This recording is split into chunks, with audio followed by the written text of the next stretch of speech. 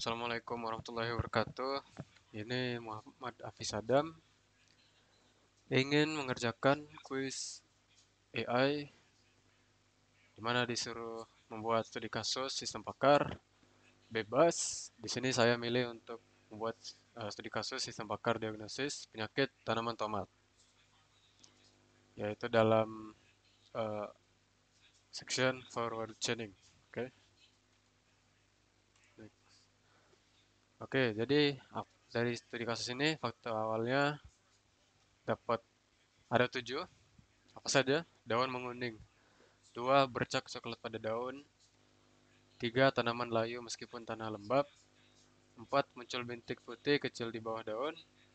5. Buah busuk atau berbintik hitam. 6. Bercak coklat pada batang. Dan 7. Lingkungan lembab. Kemudian ada aturan if then, ada 6 aturannya. Oke, jadi yang pertama, if daun menguning dan tanaman layu meskipun tanah lembab dan penyakit Fusarium wilt. Layu Fusarium. Kemudian rule 2, if bercoklat pada daun dan buah busuk atau berbintik hitam dan penyakit early blight.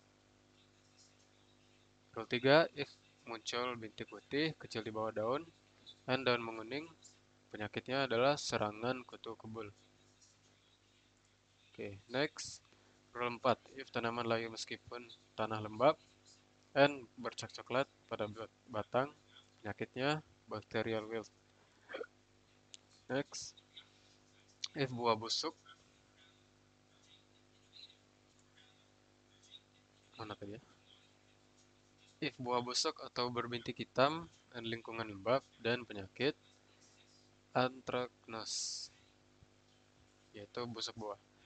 Dan rule ke-6, if daun menguning dan muncul bintik putih kecil di bawah daun dan bercak coklat pada daun, penyakitnya kombinasi kutu kebul dan jamur. Jadi ini adalah aturan yang digunakan untuk sistem pakar tanaman tomat, diagnosis tanaman tomat. Oke, next. Sini langkahnya, langkah demi langkah proses forward chaining untuk menentukan diagnosis tanaman tomat. Jadi langkah pertama, sistem menerima fakta berikut yang bernilai true. Jadi sistem akan cek apakah daun menguning, apakah daun menguning ini false apa true. Dan seterusnya untuk bercak coklat, muncul bintik, lingkungan lembab gitu. Jadi bakal dicek true apa false untuk tiap kondisi. Kemudian langkah 2, pencocokan dengan aturan. Di sini ada 6 iterasi untuk pencocokannya. Jadi pada iterasi pertama mencoba rule 1 kan. Dari aturan if dan tadi yang sebelumnya. Di mana kondisi daun menguning di sini true dan tanaman layu false. Hasil tidak terpenuhi. Jadi di sini belum ada aturan yang belum apa namanya? Ya, hasilnya belum ketemu karena kondisi tidak terpenuhi ya. Maka lanjut ke iterasi kedua. Mencoba rule 2. Kondisi bercak coklat, true, and buah busuk, false. Jadi di sini juga belum karena masih ada false, kan? Jadi tidak terpenuhi hasilnya. Lanjut ke iterasi 3. Kondisi bintik putih, true, dan daun menguning, true. Oke, di sini hasil terpenuhi, true. Kesimpulan sementara. Di sini sementara karena bakal lanjut lagi untuk aturan yang lebih spesifik. Karena ada kemungkinan uh, gejalanya itu bukan cuma white fly infestation ini. Nanti di hasilnya beda juga. Oke, next. Lanjut iterasi 4. Tanaman layu false. Bercak pada batang false. Next. Buah busuk false. Lingkungan lembab true. Tidak terpenuhi. Kemudian yang 6. Daun menguning dan ada bintik putih. Jadi true, true. Dan bercak coklat true. Jadi ada 3 aturan yang true.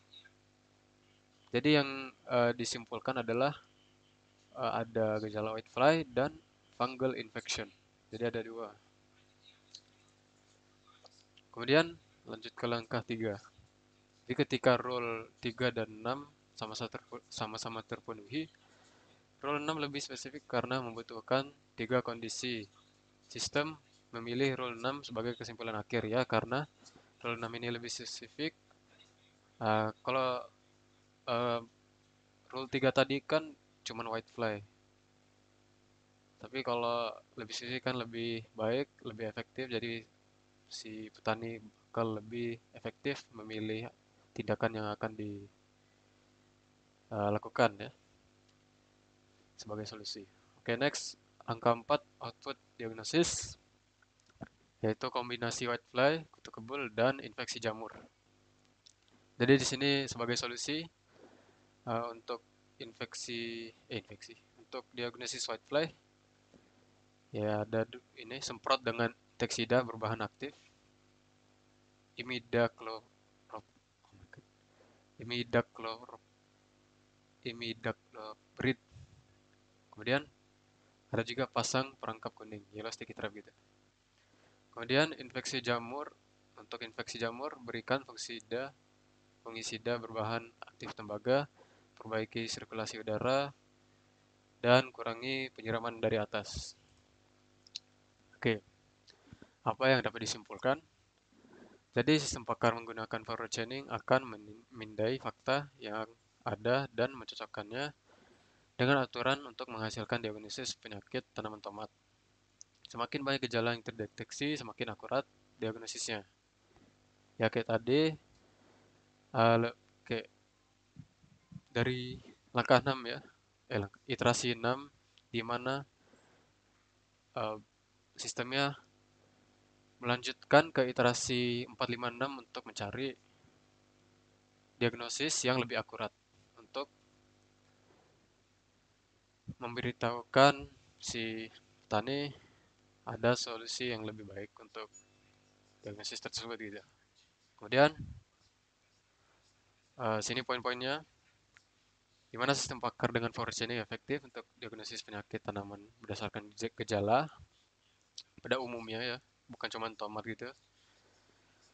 Kemudian semakin banyak fakta yang dimasukkan, semakin akurat diagnosisnya. Ya seperti tadi sudah dijelaskan.